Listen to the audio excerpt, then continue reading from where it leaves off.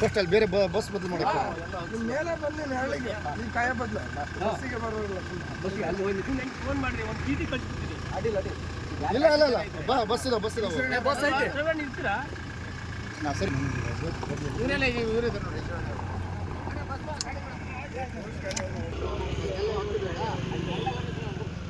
ಸರಿ ಈಗ 5 ನಿಮಿಷಗಳಿಗೆ50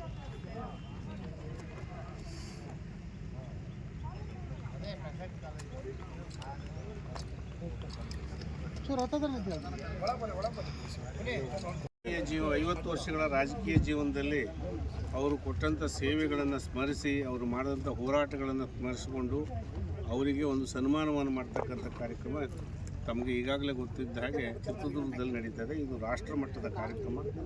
ಅಮಿತ್ ಶಾ ಬರ್ತಾರೆ ಮತ್ತು ನಮ್ಮ ಪಕ್ಷದ ಅನೇಕ ಜನ ರಾಷ್ಟ್ರೀಯ ಮುಖಂಡರುಗಳು ಬರ್ತಾರೆ.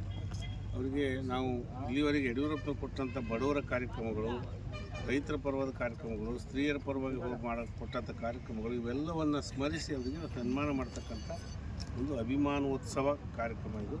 ನಾವು ಸಾಗರದಿಂದನೂ ಕೂಡ ಸುಮಾರು 2,000 ಜನ, ಸಾಗರದಿಂದ ಹೊಸನಗರದಿಂದ 2,000 ಜನ, ಸ್ವಲ್ಪ ಹತ್ತಿರ ಆಗ್ತದೆ. ಈಗ 4,000 ಜನ ಸಾಗರ ಕ್ಷೇತ್ರದಿಂದ, ಒಟ್ಟು 50, 51, 52 ಅಂತ ಪಟ್ಟಿ ಮಾಡಿದ್ದೇವೆ. ಮತ್ತು ಶಿವಮೊಗ್ಗ ಜಿಲ್ಲೆಯಿಂದ ಹೋಗ್ತಾ ಇದ್ದೀವಿ. ನಾವು ಈಗ ಅನಂತಪುರದಲ್ಲಿದ್ದೀವಿ. ಈಗ ಅನಂತಪುರದಿಂದ ಹೊರಟಿದ್ದೇವೆ.